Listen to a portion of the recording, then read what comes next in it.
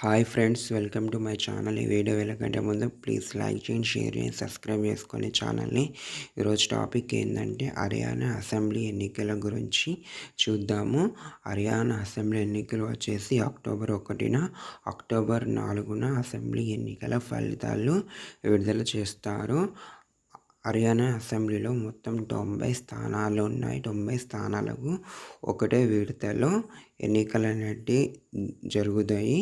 హర్యానాలో మొత్తం 90 స్థానాలు ఒకటే విడతలో ఎన్నికలు జరుగుతాయి కదా.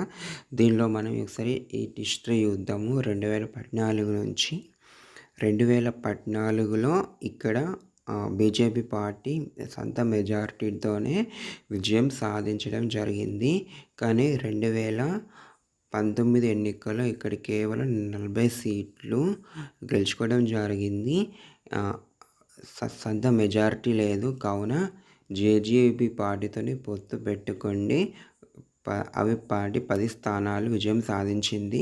అప్పుడు సంకీర్ణ ప్రభుత్వం ఏర్పడింది. ఇప్పుడు పార్లమెంట్ ఎన్నికల్లో ఇక్కడ 2014లో మాత్రం మెజారిటీ స్థానాలు విజయం సాధించింది. అదేవిధంగా 2019లో కూడా ఇక్కడ 10 స్థానాలకు 10 స్థానాలు బీజేపీ పార్టీ విజయం సాధించింది. కానీ 2024 ఎన్నికల్లో ఇక్కడ బీజేపీకి కేవలం 5 సీట్లే రావడం జరిగింది. అదేవిధంగా కాంగ్రెస్ కూడా 5 సీట్లే రావడం జరిగిందని చెప్పవచ్చు. ఎందుకంటే ఇక్కడ అగ్నివీర్ అంటే ఇక్కడ ఆల్ ఓవర్ ఇండియాలోనే ఎక్కువ మిలిటరీ వాళ్ళు జాబ్ చేసేటోళ్ళు ఈ ప్రాంతంలోనే ఎక్కువగా ఉంటారు కాబట్టి ఇది ఒక్క అయింది. దాని తర్వాత వచ్చేసి రైతులు కూడా ఎక్కువ మంది ఎగనెస్ట్గా అయిపోయారు బీజేపీకి. ఎందుకంటే హర్యానా కానీ పంజాబ్లో కానీ వాళ్ళు జనవరి ఫిబ్రవరి నెలలో చాలా వరకు ఢిల్లీ సరిహద్దులు ధర్నా చేయడం జరిగింది. అందుకే ఇక్కడ బీజేపీకి అనేది తక్కువ సీట్లు రావడం జరిగింది. ఇప్పుడు మాత్రం ఎట్టి పరిస్థితుల్లో ఇటు బీజేపీ కానీ కాంగ్రెస్ కానీ విజయం సాధించాలని ఎదురు చూస్తున్నారు. ముఖ్యంగానైతే కాంగ్రెస్ పార్టీకి ఎక్కువ కీ రోల్ ప్లే చేస్తుంది. ఎందుకంటే ఈ పార్లమెంట్ ఎన్నికలు ఇక్కడ 5 సీట్లు గెలుచుకోవడమే ముఖ్య కారణం. ఇక్కడ జేజేపీ పార్టీ కానీ మరొక కేజ్రీవాల్ పార్టీ ఏబీపీ పార్టీ కానీ విజయం సాధించాలనుకుంటున్నారు. కానీ ఇక్కడ కేజ్రీవాల్ పార్టీ పోయినసారి ఒక సీట్లో కూడా విజయం సాధించలేదు. ఇది ముఖ్య కారణం. ఆమ్ ఆద్మీ పార్టీ కూడా ఇక్కడ విజయం సాధించలేదు. ఒక సీటు కూడా కాంగ్రెస్ అని పెట్టుకుంది, కానీ ఇక్కడ ఒక్క సీటు కూడా రాలేదని చెప్పుకోవచ్చు. ఇక్కడ ముఖ్యంగా విశేషాలు ఏంటంటే ఇక్కడ బీజేపీకి అనుకూల విషయాలు ఏంటంటే ఇక్కడ జాట్లు కానీ అగ్రకులమైన బ్రాహ్మణ్స్ కులాలు ఎక్కువగా బీజేపీకి సపోర్ట్ చేయబడుతున్నాయి.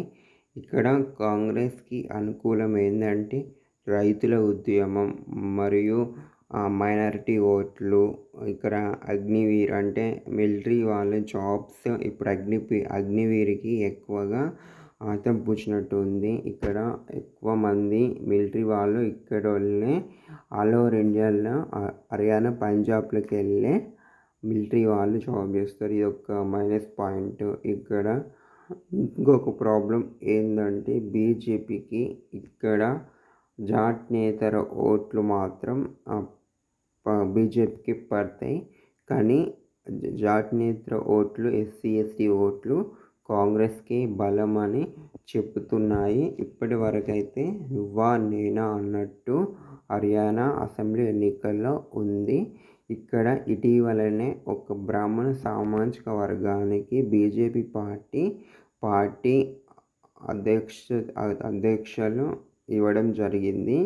ఇక్కడ కాంగ్రెస్కి అనుకూలంగా రైతులు, నిరుద్యోగ ప్రజలు ఎక్కువగా సపోర్ట్ చేస్తున్నారు. ఇక్కడ బీజేపీకి అనుకూలం ఏంటంటే కాంగ్రెస్ పార్టీలో విభేదాలు చాలా ఉన్నాయి, కావున ఇది మాకు కలిసే అవకాశం వస్తుంది. ఇంకొక విషయం ఏంటంటే ఇక్కడ వరుసగా 3 సార్లు ఏ పార్టీ విజయం సాధించలేదని చెప్పవచ్చు.